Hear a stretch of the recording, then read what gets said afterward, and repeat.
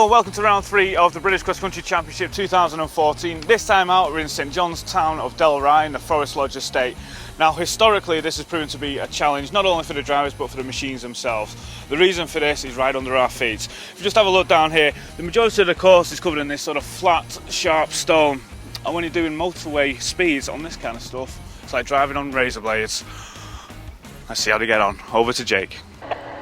So the championship moves from England to Wales and now to Scotland for the third round of the MSA British Cross Country Championship. We start by looking at John Damrell in the Clubman class. 11th position overall sounds pretty impressive when you consider he's only competing for the Clubman class and he got stuck in a ditch in the first day. That's pretty good going. Still won the class after his battle with Hilditch only managing to get 5 competitive runs in the last 5 of the second day. Still, things look pretty good for John Damrell, and his times were fairly consistent, when he wasn't sideways on, of course. But there's a positive attitude all round, and things are progressing very well in the Clubman category. John Damrell, all smiles.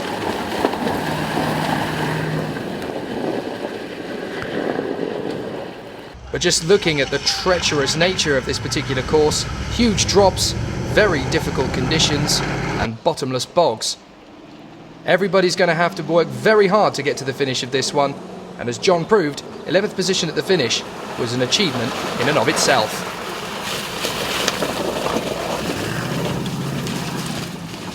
One of the other tricky natures of this particular course is the big jumps and big dips. You can be caught out unawares at various corners, and John was able to cope with the changing of direction and the change of undulation very well. All smiles then, as they head for round 4 at Radnor. Okay John, it's been an interesting weekend for you so far. You stuck in a ditch for quite a while yesterday. Yeah, I keep saying I had a slight misaligned road and went off the track. The ditch off the side of some of these places are incredibly deep and very boggy.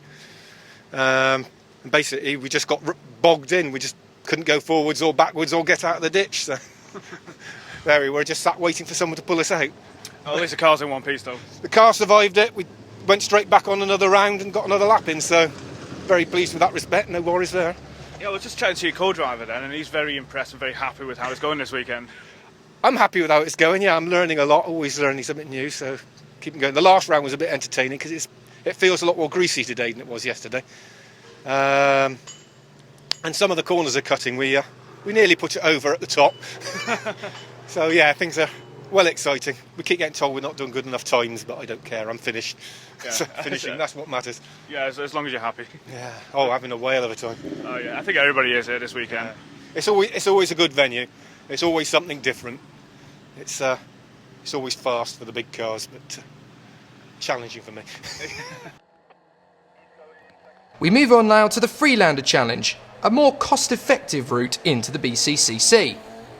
But it's definitely proving to be one of the more competitive classes in the championship. So far it's been one-way traffic for race to recovery, but with Jones taking over from championship leader Ben Gott, there were no smiles in the team this time. Number 104 barely even getting off the gate. Engine problems in the recce were never really cured, and there were no times from the number 104. Conversely, Nick Lyons was having a bit more fun. And fun was definitely the word. No other words could describe the sheer noise coming off his Freelander. Perhaps it was a bit funny, but it did raise a few questions.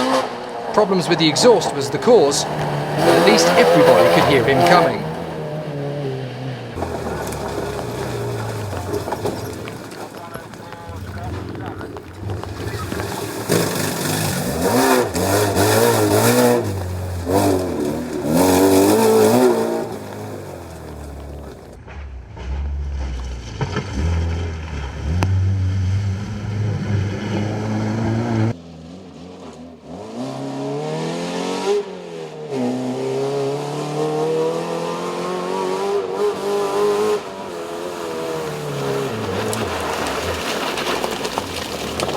The problems got worse rather than better, and sadly, after the 13th run, his safari was over.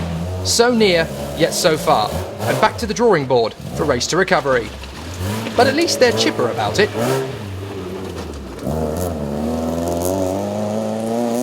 Okay, Nick, the first thing we noticed this weekend, this is by far the loudest car out there. Yeah. We've got an ongoing issue with the exhaust disconnecting. And, Okay, it so is absolutely deafening inside the car. Oh yeah, I can imagine it's definitely outside the car as well. Thanks. Well, we thought it was something that you'd done purposely, but Oh no, it's a problem it's you've not got. enjoyable. It's very, very loud. Yeah. Now, how's the car coping generally with this sort of course? Pretty good. We've had a few punctures, more than a few actually. We've had the exhaust issue, and I was actually coming second in this event, and so we're trying to catch up, but swallowed a load of water. Oh right, okay, that's why you're not out. That's right. Yeah. So it's going to be fixed now soon, is it? Hopefully, yeah. Yep, it'll be out for sure. I can feel Even if it's missing, we'll be out there. Now, you're sponsored by Race to Recovery, and that's sort of been taken over by Ben Gar, hasn't it? Could you just shed some light on what's going on there? Yeah, that's right. Ben's taken the team over. I believe it's moving more into a commercial venture. He's still got the amputees, what have you, of course, and they're training them for Dakar. Whilst Nick Lines was adept at bringing his own symphony to the event, Ian Leman was left to get on with things in a very calm and mature attitude. When you're battling against the likes of Ian Lynford, you have got to stay composed and consistent on such a tough assault. The Forrest estate threw up several dramas for several of the competitors. Ian Leman, however, got the most dramatic of them all. Things had been running perfectly smoothly on the first 7 runs, but on the 8th, a wheel decided to overtake itself, parting company from the car. How Leman continued on under the circumstances is a pure example of the bravery and courage that is needed to win at this level. No win this time, but second place is definitely a very good result. One of the more experienced campaigners in the championship, Ian Leman proving that you can get a podium, even with 3 wheels on your wagon. Okay, tell us about your wheel falling off. Yeah, well, we had 7 very successful runs. The car was going beautifully. I had 2 runs to do on the rest of the day. We went out on run 8, and I thought we must have a puncture in this car because we was handling it a bit strange. We came round a blind left-hand bend, and I see this wheel rolling away from me. And I thought, either the tyres come off the rim, and then the car dropped to its side right in the middle of the track. So we were lucky enough to get it out of the way of the next competitors. And then we just had to wait there until we got recovered at the end of the day. And when you got it, yeah. So we lost the last 2 runs of the day. So. And when you got it back, did you just throw another wheel on and off you went? Yeah, what happened? It was the studs on. I've had, what do they call them now? Wheel extenders fitted to it to make the track wider, and the bolts sheared on those. So all he did was take the broken one off and fit a new one on, and we should good to go again. No other damage at all. Oh, brilliant. And it just keeps going, this car, doesn't it? This car is a very reliable car. It's not the fastest car in the park, because I'm not the fastest person in the park, but she just keeps going, praise to it really. So. Yeah, and with it being completely standard, it's amazing. Yeah, that's what makes it even more amazing. Plus, I do get help from Chris Ratter, who's put the car together for me, but it just keeps going, this car. So I've got 2 more runs to do. I'm classed as a finisher. 2 more runs to do to finish the weekend off, so we'll do that. So with other competitors hitting trouble throughout the course, one man stood on top throughout. Ian Lynford had had a very interesting start to the season by all rights, but now it was his time to come good. Despite his retirement at the 2nd round at Ebbw Vale, it was time for things to go his way in Scotland. The tricky nature of the course and the need to be metronomic in consistency played right into Lynford's advantage.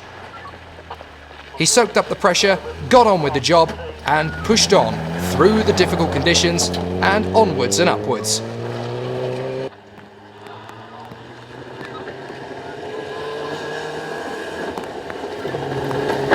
And despite the fact that the rain got persistently heavier through the course of the event, he was quite happy to come home in first place, just getting on with it at his own pace.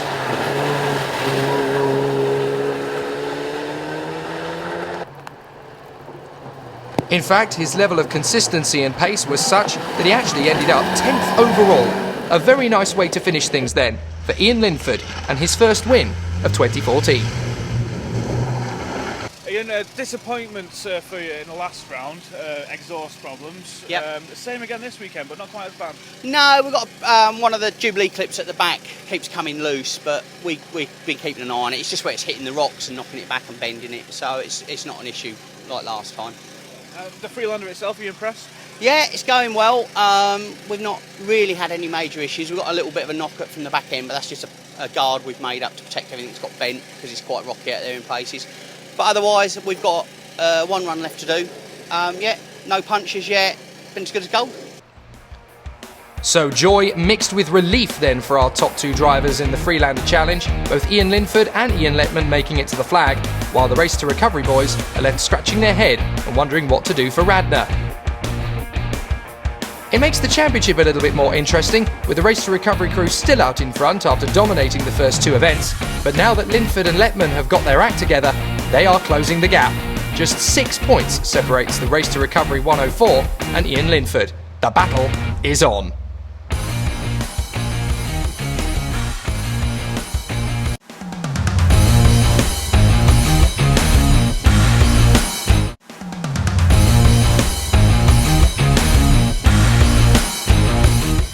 Welcome back to the Forrest estate in Scotland for round 3 of the MSA British Cross Country Championship. Drama in the trophy category as the man who has been walking on air for the entirety of the first part of the season finally hit trouble.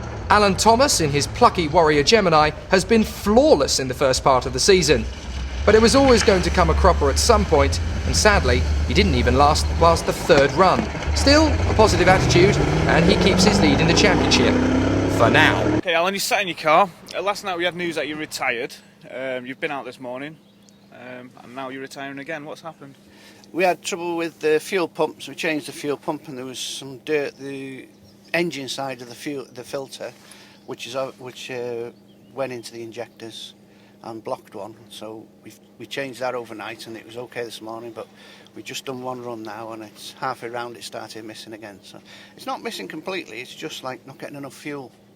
So we retired it again rather than do some damage to the engine or anything. It's such a shame, isn't it, the amount of work and preparation you put into the car to do these events? Yeah, but to be fair to the car, it's only the second time it's broke down in 2 years. It's and it's just one of those things that we've tried our best to get it going. Dan, Alec Lofthouse and Dan worked on it last night with us, so thank you to them very much. So there's not a lot we can do about it really. It's just we can drop one round, so this is the round we're going to drop, hopefully.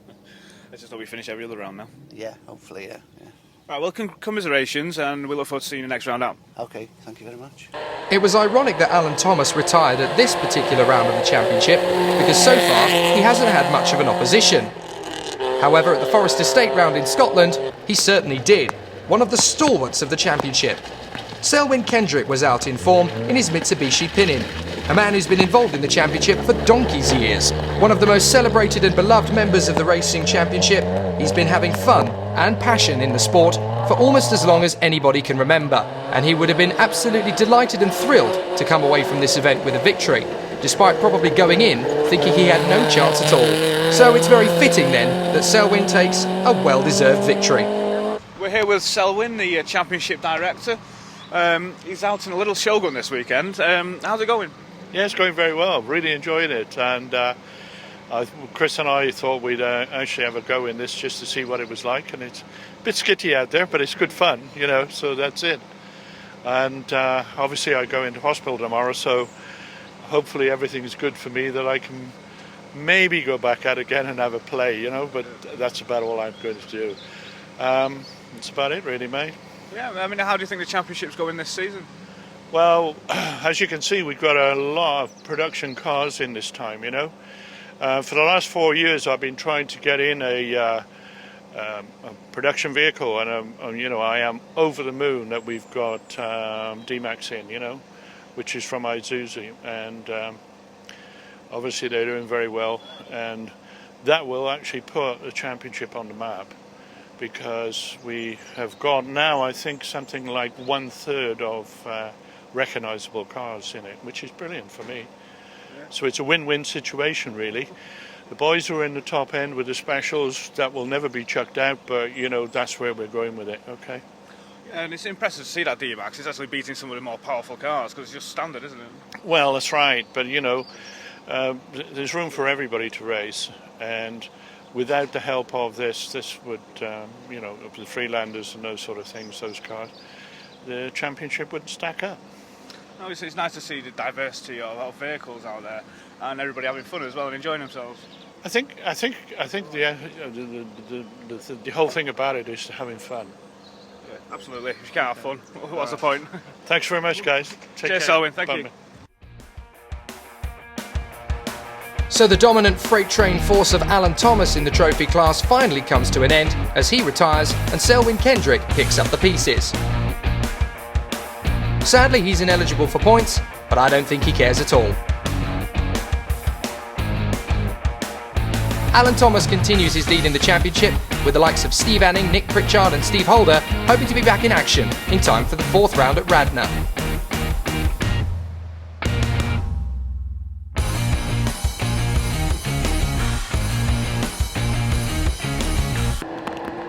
Time to move on then to the main championship category. And much to the delight of the enthusiasts of the championship, there was drama right from the off. If things had been exciting in the first 2 rounds, they would reach fever pitch in Scotland, with drivers dropping out left, right and centre. The first major player to fall was Andrew West, who famously won last time out at Ebbw Vale. Mechanical problems struck on the 4th run, and he'd been leading after the first 2 runs, fastest on both. But sadly, the ever-changing nature of the 2014 campaign was always about to strike a big name soon, and Andrew West was the first to fall. Okay, Andrew, you were second in the championship coming into this round. It's unfortunate to see you've actually retired, haven't you? I have, yeah. I had the front suspension failure yesterday, so that's us out. We haven't got the parts to repair it. So.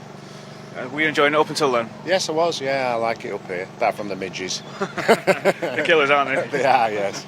Yeah. But the course itself is quite challenging, isn't it? It is, yeah. It's quite rough in places and fast in others, so you've just got to pick your lines and get around the best you can. You know, moving forward, you're going to be out Radnor? Oh yeah, be back to Radnor, yeah. That's always a good course, everybody loves that. Yeah, they do, yeah. It's good. And this is the sort of the halfway point during the season, and obviously you've got a drop points, so you can drop around. Yeah. So if you continue how you've been for the rest of the season and drop this round, it should be all right, shouldn't it? Yeah, it just means I've got to finish every other one now. So. That's got to play in your mind, hasn't it? Yeah, it has, yeah. Well, commiserations for this weekend, and we look forward to seeing you at Radnor. Thank you very much. Good luck. Cheers. The next big name to fall was Paul Garner. After his impressive performance at Ebbw Vale, mechanical problems struck very early on.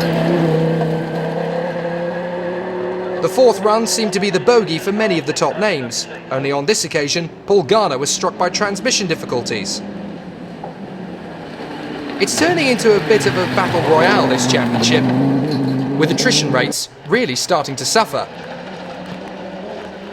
But the battle will be rejoined next time out, and you can bet that Paul Garner will be firing on all cylinders once again. Still, for what action he was able to get out of the Scottish Forrest estate, he certainly had fun while it lasted.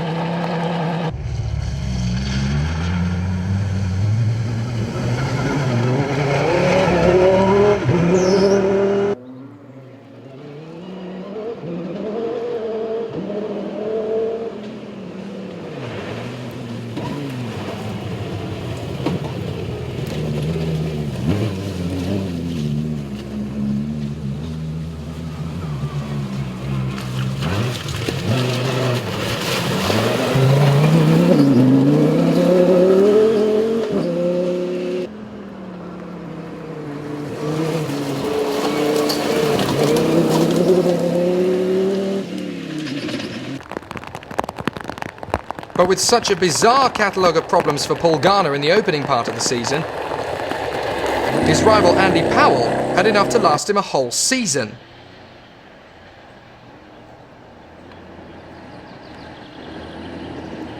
With the rain pelting down, Andy Powell was looking strong in the opening stages. But sadly, it would all come awry fairly quickly into the event. They were very lucky to get the Safari off to a start at all, with co-driver Phil Ibbotson having a problem on the way to the event. His truck broke down on the A75 and he had to drive through the night to get to Scotland in the first place. It was a good effort to make it on time, but sadly, to no avail. Gearbox problems continued to hamper the team, and after the 6th run, they eventually had to admit defeat. A series of maximums followed while they tried to get things back together, but it was clear it was a no-gamer. Sadly, they'll have to return at Radnor, hoping for more than problems. But with the amount of problems Andy Powell has already suffered in the opening stages of the championship, things can't really get any worse.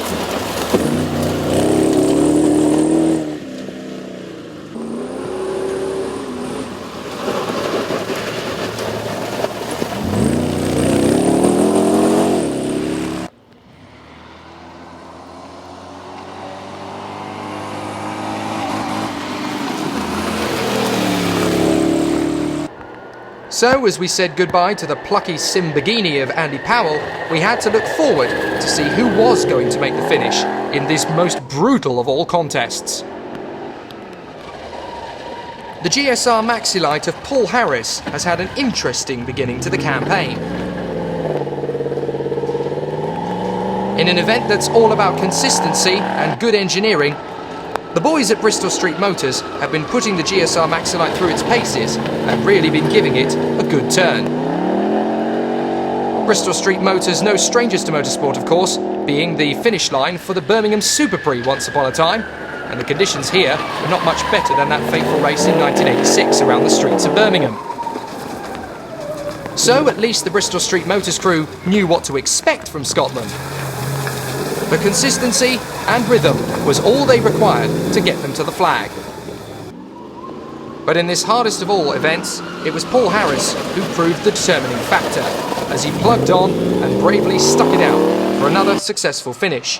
More points, and points eventually mean prizes. He puts himself up into the top 10 in the points table, and hopefully things will get even better from here. But that's only the first chapter in what is going to be a sensational round of the MSA British Cross Country Championship. Join us after the break for more guts, determination and dirt.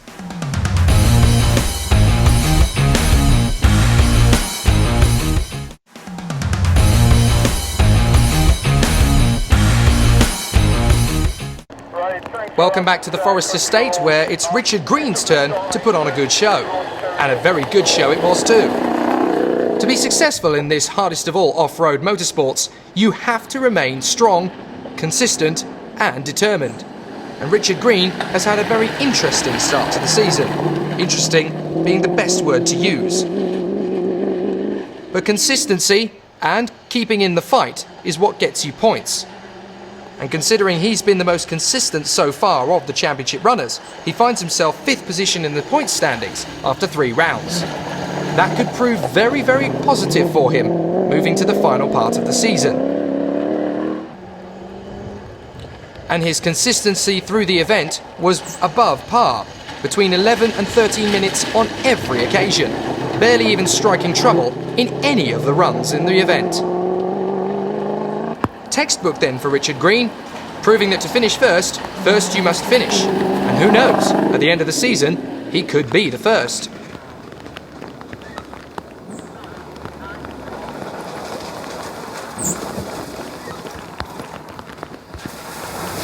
With Paul Harris proving that you don't necessarily have to be the fastest to finish first. He's 5th in the standings now, but what might happen at the end of the year?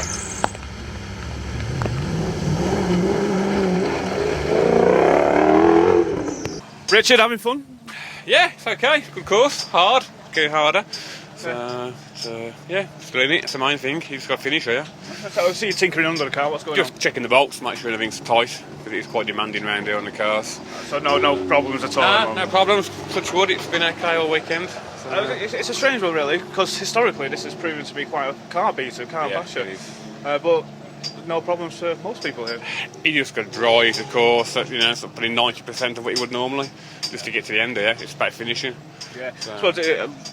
It's experience, really, because a lot of people were here last year and they're taking it on board. We've been here since I started here, so every year you just got to get to the end. There's so many break here, half the field break normally. So it's a few going out this weekend. I think there's 4 or 5 going out from there. So yeah, just 3 to do.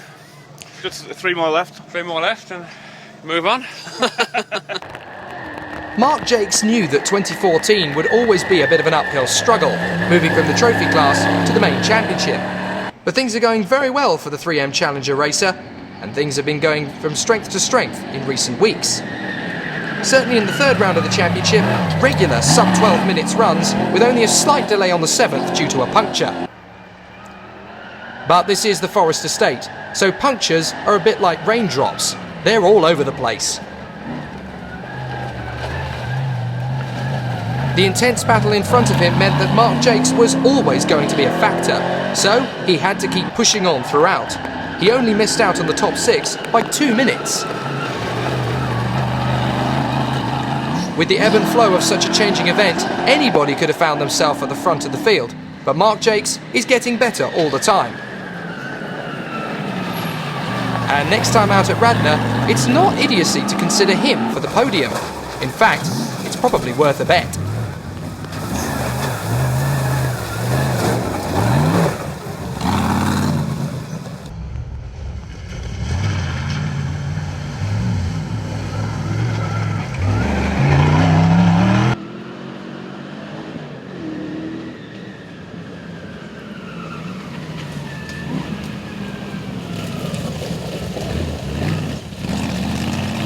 Just check out some of the dangerous corners on the route as Mark Jakes pushes his way through the course, with stones all over the road, and any one of them can end your safari at any point. Not Mark Jakes, however, who plugged on for a very strong 7th place finish. Okay, Mark, treacherous stuff out there. How's it going? It's going well, actually. We had 2 punches yesterday, which slowed us down on 2 laps. But apart from that, everything else is going well, touch wood. Bit of a vibration through the transmission, which is causing a bit of a concern, but we're just going to push on and see how we get on. Yeah, it's all about scoring points at this stage of the championship. Well, yeah, we're chasing the Isuzu at the moment. We can't catch those boys. They're going quite well at the moment. But no, I mean, for the fact we've only been doing it for a couple of years, you know, we're holding our own, so it's going well. Thank you. Dinner time, obviously. Oh yeah. Feeding time. Bit of a sugar boost. So that's the secret, is it? Chocolate. Yeah, chocolate. Yeah. Chocolate and mud. Chocolate. Yeah, one or the other. But no, it's been a good weekend so far. Yeah. And the Isuzu, because of its long wheelbase, you think that's why it's been so successful here? Well, I don't know, to be honest. I mean, to be fair, I know Jason's quite experienced at rally driving, and obviously this is suits a rally driver. You know, there's a lot of fast-flowing corners. You know, I've just not got the experience yet to push it round the corners and hang the back end out, and I just don't want to risk damaging the car and damaging myself either, because it takes a long time to fix. It's the mindset, isn't it? You've got to have the confidence to push the car. You've got to have confidence in your ability as well. Yeah, exactly, yeah. But, you know, we're getting there slowly. We're improving the times. We've done 2 good runs today. We're going to try and improve on those today. Every motor racing enthusiast loves a good championship fight, and thanks to the Forrest estate in Scotland, we're in for a treat. So far, things have been very strong for Martin Cox in the early stages of the championship, picking up his first win at Pikes Peak. His early season form suggests he's still the favourite for the championship, but here at Scotland, everything went downhill. He led the battle for most of the event, but it was the final run where it all went wrong. He was battling throughout with Ryan Cook in the Milner, and it was looking like it was going to be one or the other of them that took the victory. But on the very final run of the day, his throttle cable broke, and the win was gone.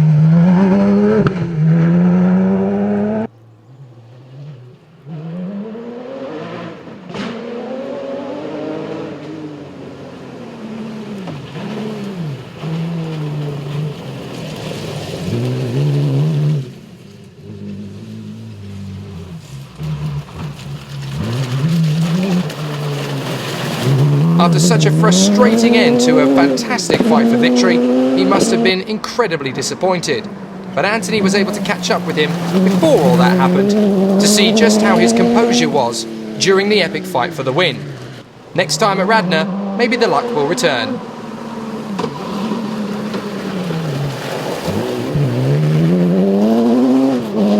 Okay, Martin, it's sort of playing into your hands, isn't it? We know you had a puncher yesterday, you dropped 45 seconds, but West is out. Andy West went out yesterday fairly early on.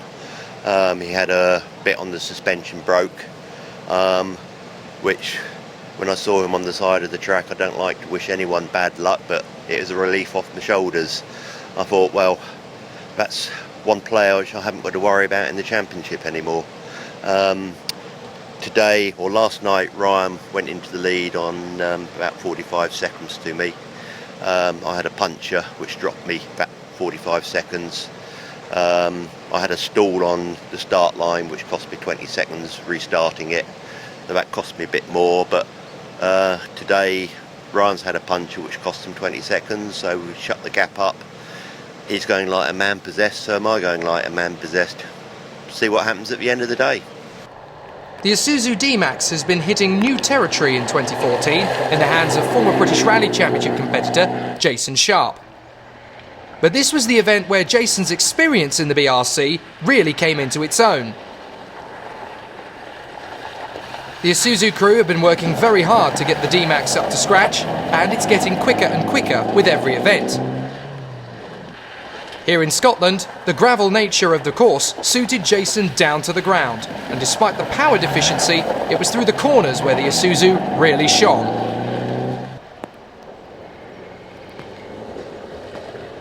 A consistent stream of 10 and 11-minute runs throughout kept Sharp in the hunt throughout the event. Despite being down on power, the British Rally Championship experience really counted in Scotland.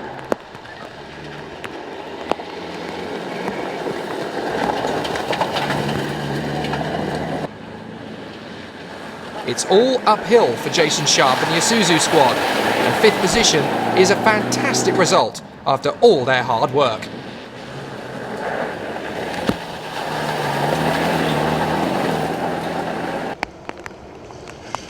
It wasn't perfect. The Isuzu did of course struggle on some of the rougher sections of the course, but then so did everybody, and with their rate of development, it probably isn't going to be too long before the queue for customers of their new car are out the door.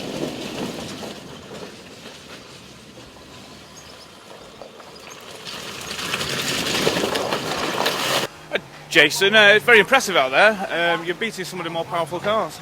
Yeah, it seems so. I'm really pleased with how it's gone. A lot of it is similar to what I used to do, so it's quite nice to get back into it, albeit quite a long time ago when I was doing it. What was it you were doing previously? Because I know you won, was it the 306 challenge? 306 Peugeot Challenge, and obviously at that point it was part of the British Rally Championship, so we was doing all the main British Rally Championship rounds. Yeah, so you got the pedigree for this sort of thing, haven't you? Well, yeah, I'm back home on the gravel stages. There's still some very rough sections which we have to be careful on. It does take quite a battering on the Sumgard. We went over a big rock this morning, which was a bit of a surprise. Is that what I'm looking at the back of it? Well, that was on the first run round, but towards the latter part of the second run round, it's just, I thought I got a puncher, it's just felt a bit wishy-washy at the back. But it might be just the fact I'm going that little bit quicker. Yeah, quite possibly, yeah. I mean, it looks very quick out there. Compared to the last round where we had the complete contrast, isn't it, with all the stones? It's like driving a razor blade sometimes. That's it, yeah. I mean, it's the faster flowing stuff. The long wheelbase obviously helps with our stability, whereas in the mud and the smaller humps, it becomes a bit of a hindrance. but he's performing well. No major issues. So really pleased with it. Yep. And it does look impressive. Oh, good. Especially with the lights on. Yes, I aim to please.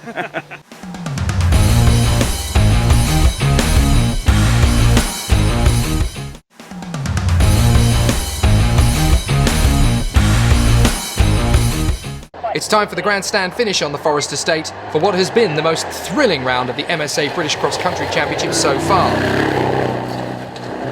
The luck has not really been with Steve Smith in the JRG Clio in the first part of the championship, but it was all uphill from there. With the massive water splashes and the uphill steep climbs, everything was going to be a bit of a lottery. But despite some issues with the diff, his early season blues finally seem to be behind him, and a 4th position is incredibly positive. Right, Steve, disappointing end to round 2 for you, but you're back out now, aren't you? Yeah, we're all here, going again. What seems to be the problem? He's got his head under the car. I think we've blown the front diff. Might be full of water. So we're just about to investigate that. See what's... There's a lot of water out there, isn't there? Yeah, there's a couple of big puddles on the start straight. You hit them at good speed, and Yeah, you can get some really good speed up on this course. There's a lot of fast straights, isn't there? But it's covered in this sharp stone, isn't it? You've got to be careful about the deep punches.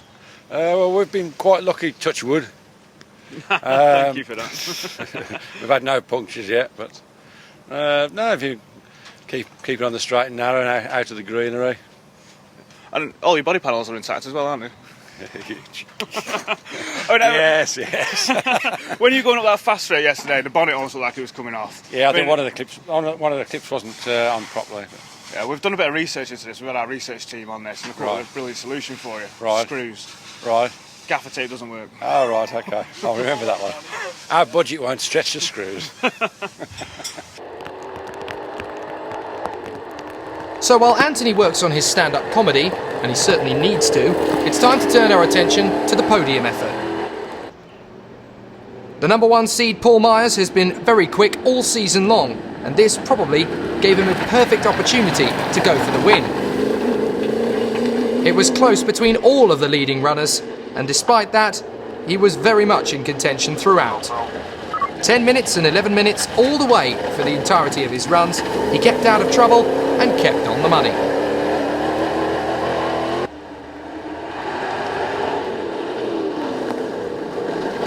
With his rivals finding just a little bit more time here, there and everywhere throughout, he finished just 4 seconds off the victory. And when you consider that that was only good enough for 3rd place, gives you an appreciation of how close it really was. But another strong finish for Paul Myers is definitely a good thing, and it now moves him to 2nd in the points table. The battle is on for the championship, and it only gets more intense from here.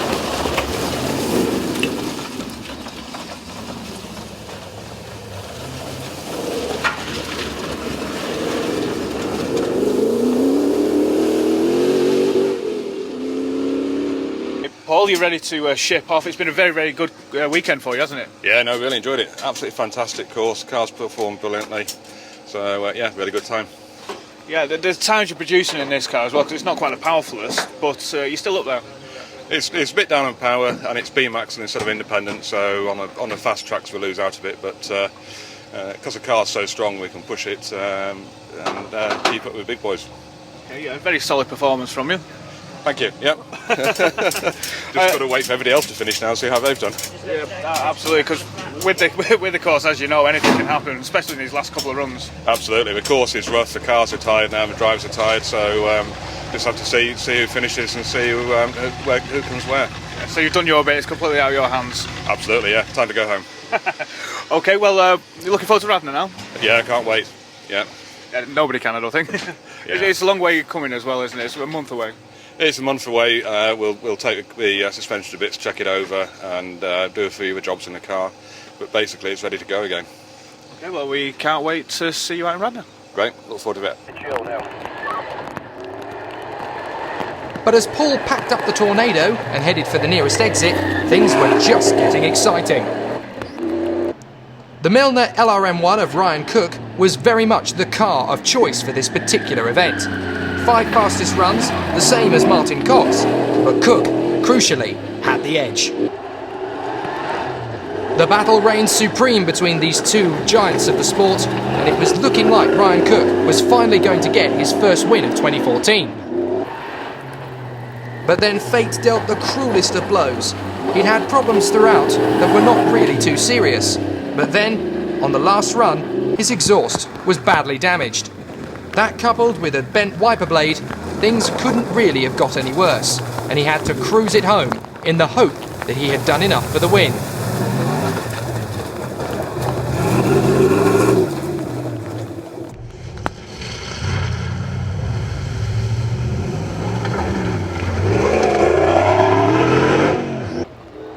Anthony caught up with him back at HQ, but it was not really certain at this stage just how well Ryan Cook had done, and his frustration at things falling apart right at the bitter end was clear to see.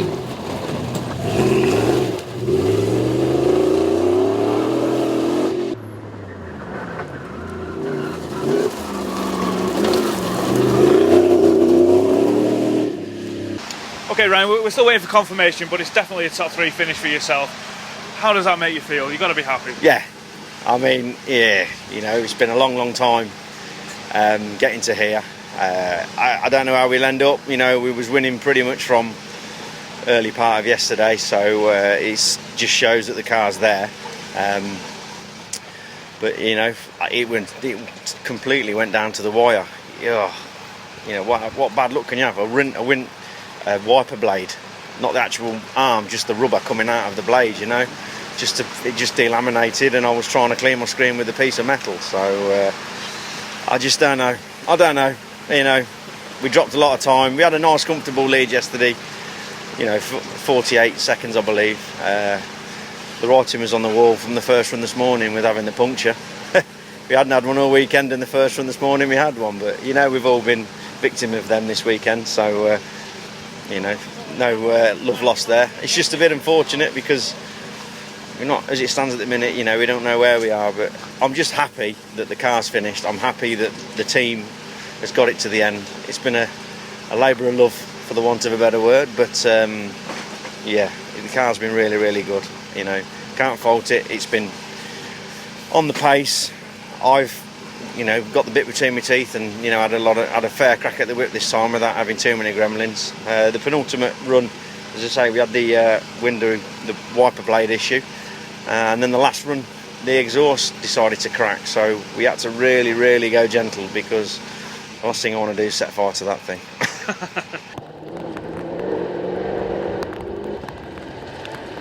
But sadly for Martin Cox and Ryan Cook, neither man got to play the leading role in the Forrest Estate fairy tale.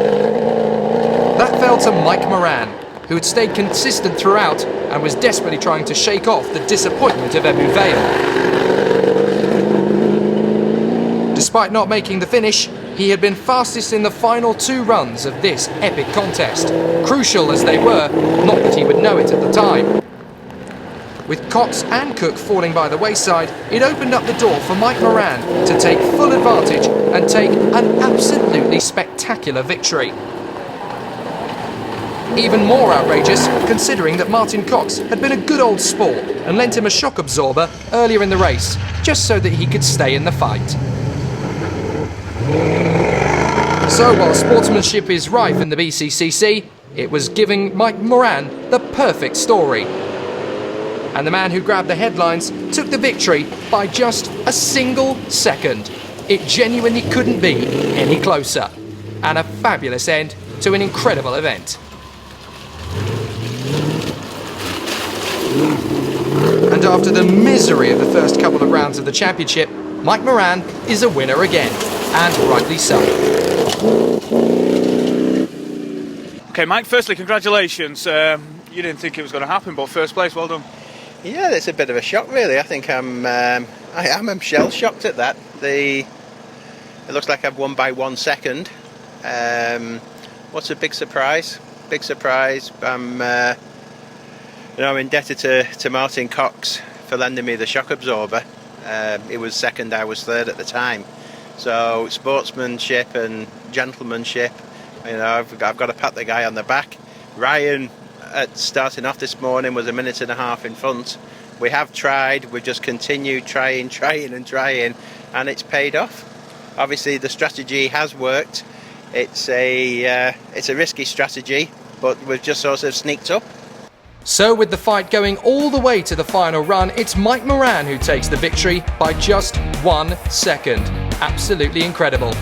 Ryan Cook finished up in second place, a little bit bitter about the whole thing, but Paul Myers in third place. Steve Smith, Jason Sharp and a very crestfallen Martin Cox round out the top 6. Disappointment for Cox and Cook, but for us it sets up an incredible championship fight.